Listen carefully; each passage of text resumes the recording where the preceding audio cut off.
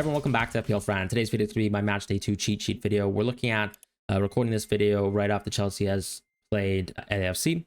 So we're getting some of the insights from that game, but not too much has really changed since then. I think one thing to mention is, of course, I'm recording this video before all the sort of Matchday 1 games have played, but we've gotten some opportunities to watch some of the players from different teams play. So, for example, I watched Palmeiras yesterday, and I think I was very impressed with them. And I think generally, of course, the level of the Brazilian team, because we're sort of seeing cross-continental football, you start to sort of, I guess, change your expectations in terms of the strength of the quality of certain teams and specific leagues as well. I've been quite impressed, as I said, with Palmeiras as an example. On the flip side, of course, a team like Porto, not so impressed by, but I've also seen Benfica this season in Europe, and I also tend to think that that's probably just the gap within some of these Portuguese teams. So that's being taken into account. The biggest sort of movement in terms of markets clearly is Auckland City after they got smashed in by Bayern. If I can contextualize how the markets have responded, Bayern, who is obviously a much better team, even just purely on an attacking basis compared to Benfica, they had a pre-match expectation, I think, of sub 5 goals versus Auckland City FC. After the Bayern match, we're now seeing that Benfica expected goal tally based on market projections to be something like 6.8. So you can see how radically that's moved. And that also opens up the idea of potentially, investing into a wildcard 2 to change your team around, to sort of invest into the bigger gaps in terms of teams. And I think triple Benfica attack is one of those options, right? And opportunities for you to do that. Other than that, let's just jump into the cheat sheet. Matchday gets a small drop because of the inter-game being included. I mentioned this in Matchday 1 when I recorded my cheat sheet video, but the whole point of the video that I suggested there was actually to include Matchday 1 and Matchday 2 specifically, and to not pay any sort of reference to Matchday 3, expecting that people go to wildcard 2 or 3. But now that people are now jumping into a wildcard 2, then of course the idea and the opportunity for, let's say, Matchday 3 to be cared about is here. Not everyone is going for a wildcard 3, so not everyone should just purely be targeting Matchday 2. So do have a look at whether you are prioritizing 2 plus 3 or just 2. So Matchday, for example, drops because of the Inter Milan game being added in. Gross isn't so interesting a pick for me. I still think he's more of a DLP. Not that interesting in terms of underlying stats, but actually really good ownership, and also ultimately also someone who benefits from just the opportunities to create chances from a little bit deeper and the price point gap. But I still think I'd push towards the 6 million players if I really could. And in that list, you have Vitinha rising towards the top. I did really well versus Atletico Madrid. Clearly got a great open play goal. Could have actually got a brace, but actually decided to give his goal away to Lee Kang-in, or not his goal away, but rather his penalty. I think as long as Dembele's out of this tournament, and seems like Barcola as well for the group stages, then that just makes Vitinha better because of the pen share. And look, he's most likely going to play minutes because they don't have the same amount of depth in the midfield. We tend to see that sort of Zaire Emery for Fabian Ruiz sub a little bit more often than, the younger players, I guess, getting a little bit more opportunity to play, and that's huge. As far as, let's say, Koku, he's just an amazing pick for that reason too. Arias is being added because Fluminense just have a mixture of 2 amazing games in Matchday 2 and 3. We haven't seen Ulsan yet. We haven't seen the Sundowns either, but I think the big thing to sort of mention here is that you have an opportunity to target some really weak teams. I do think that the Brazilian league actually looks quite strong. So specifically within this group, which includes Dortmund, I would say the tough game for Dortmund would be Fluminense. And so obviously now Dortmund and Fluminense in Matchday 2 and 3 just have uniquely better games. And that's why Arias, who's sort of the most consistent attacking pick that you can actually pick from this Fluminense team, is added into the cheat sheet, and he's sub 5% owned, which is huge. Bernardo Silva is someone who is apparently now within the captaincy pecking order with Man City. It seems like he's staying for the season, so I think his minutes should be good. He also has the opportunity to sort of mask minutes on the right, as we've seen many, many times, especially with Foden not really being in the pecking order. And Savinho also, for whatever reason, at the end of the season wasn't getting a lot of minutes. So I do think Bernardo Silva is still quite a safe pick for the rest of this tournament. We'll see, of course, whether he gets to start every single game, but I think he's quite a safe pick. I think the same sort of logic applies to Reinders, because you have Rodri still clearly trying to build his fitness. I can't see him being risked too often within the group stage of this tournament at the very least.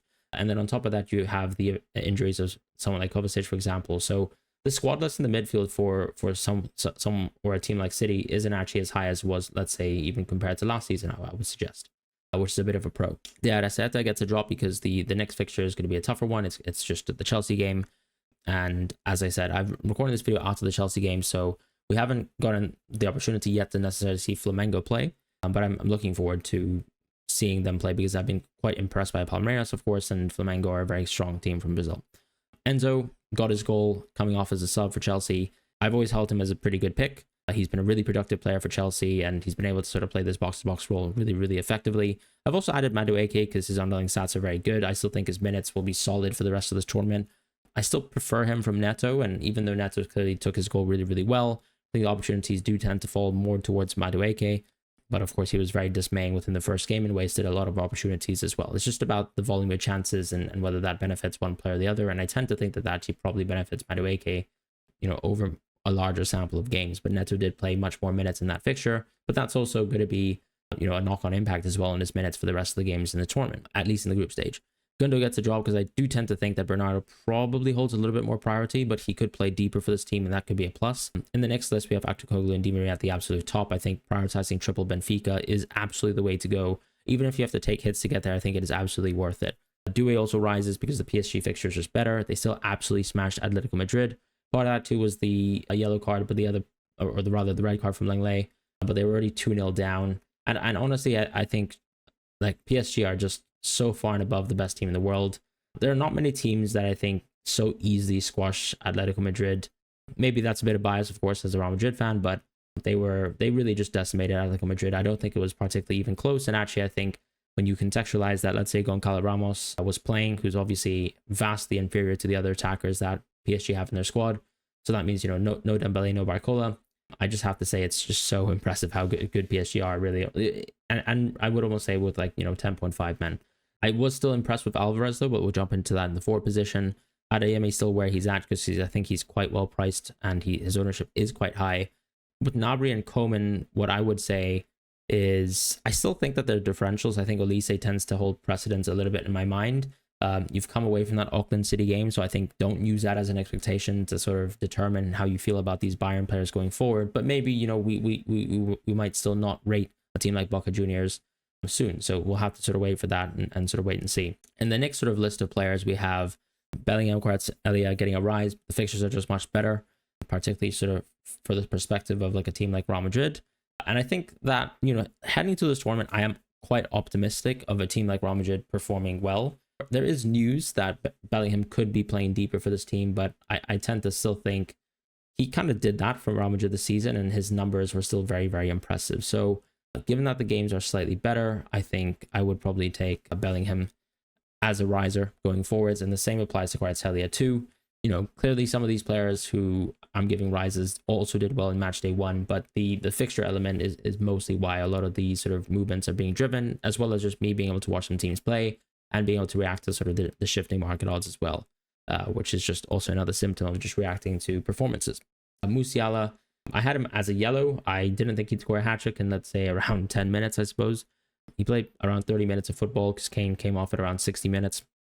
And he did really well, took a penalty technically off Muller, I guess. But look, he's looked exceptional. I think his minutes will continue building for the rest of this tournament. Is it going to be the case that he's going to play a lot of minutes for the rest of these fixtures within the group stages? I think not necessarily no, which is why I'm not so tempted to sort of push him up. And then Palmer gets a drop because I think Chelsea, whilst they were, they got the job done versus LAFC, he just wasn't as dominant as they thought he would be. He looked much better in the second half in the game versus LAFC and created a lot more chances and even had some good opportunities to actually score goals. But equally, I think Flamengo is going to be a good team, and so that's why I'm giving Flamengo a drop. In the sort of forward element of the cheat sheet, there's not too many changes. Abu Ali gets a drop because the fixtures are just worse for Al Ali now. I think Al Ali and Inter Miami are very clearly the two worst teams in this group. That could be a hot take, but I just generally think that Palmeiras or at least Palmeiras, I think, is the best team in the group. Not so sure about Porto, but we'll have to sort of continue to see as we get a little bit more information with these teams. But I just, my expectations really aren't that high.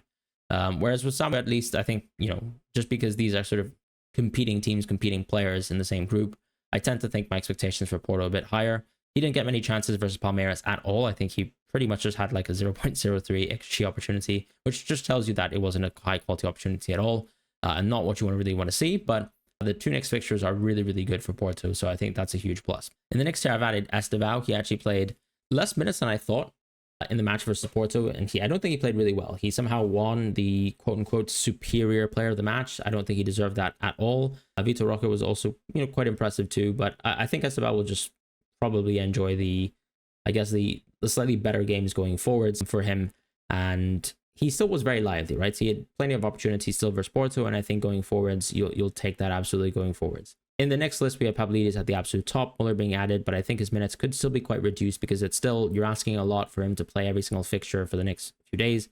Maybe for the remainder of Matchday 2, he could be really good. He could potentially be rotated out for Matchday 3, but there's also this sort of A team, B team question of Bayern here of does Muller actually fit within the A team? Not necessarily, I think, if Musiala plays. So it's a question of that too, because there's I think Bayern are sort of afforded the luxury of being able to sort of play players who might not necessarily be in the A team or the B team necessarily. They can just play mix and match. They can play a mix and match selection of players because their position in the group I think is relatively safe, and it's really up until the knockout stages where we'll probably see the best Bayern possible and the sort of best assortment of Bayern minutes as well. I've taken Dusan Vlahovic off of the cheat sheet as well because I just think that his Juventus minutes aren't going to be the best. In the next tier we have Marmoush. I still think he's a top pick. We'll see if his minutes hold up to what my expectations are for Man City, but clearly this could be subject to dropping. So do pay attention to that. With Kolo Muani, I actually think he's going to be a wonderful pick, but the Man City game is now sort of a part of the equation, so that kind of makes things a little bit worse.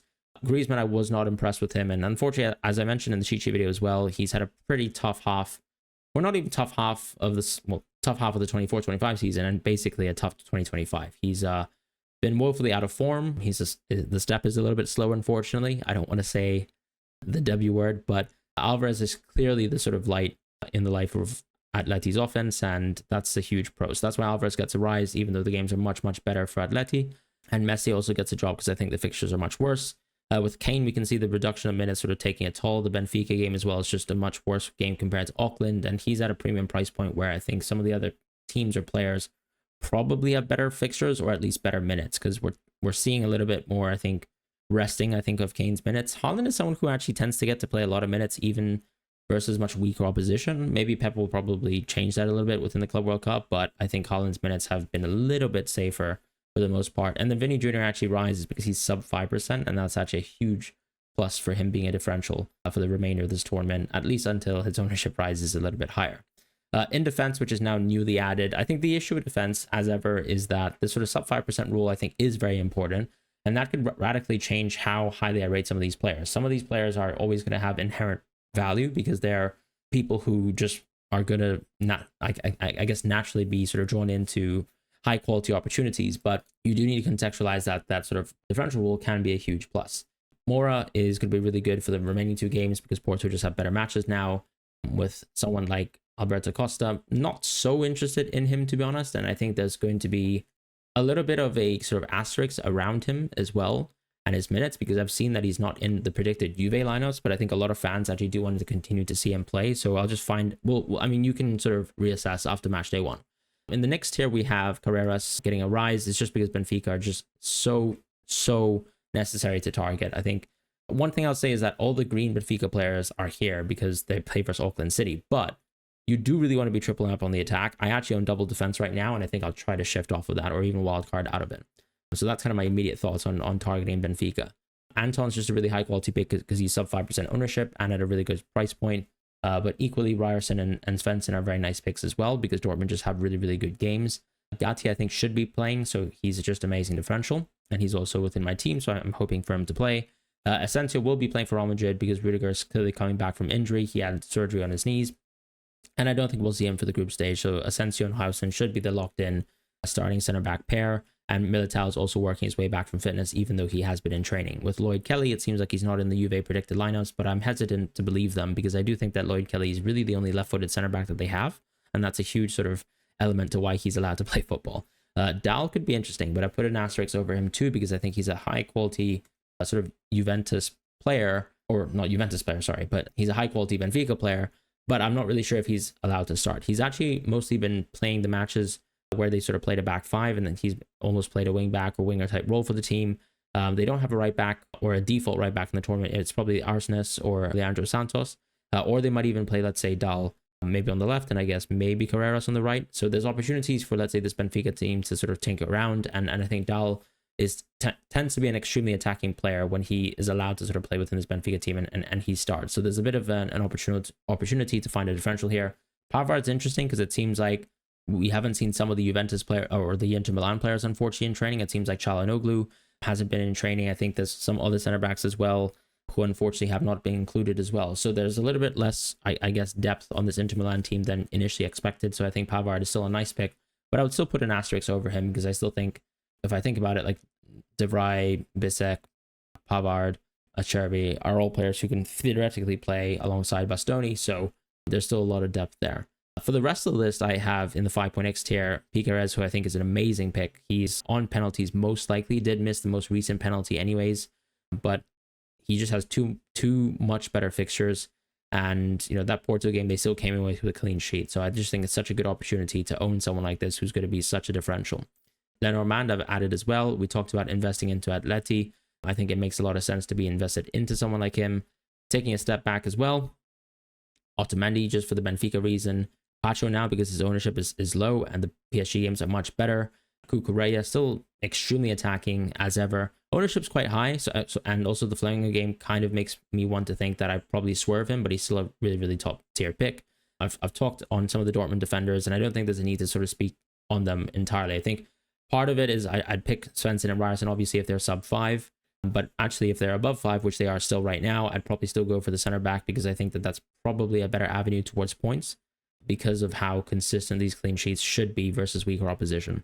The next tier we have Housen, Cambiaso, Diaz, Kogel, Ta, Aitnuri, Bastoni. A lot of these City and Juventus players are in this yellow tier simply because of that Matchday 3 fixture. And then Guerrero, I've, in my mind, dropped him into that sort of differential tier because the Bayern games are just going to be much less opportunities for, a fullback to attack in. Someone like Sasha Bowie was exactly why we went for Guerrero. An attacking fullback can get a lot of returns, especially versus an extremely weak team. That extremely weak team is gone. Boca is next, and then Benfica is much tougher. So, it's just not the same.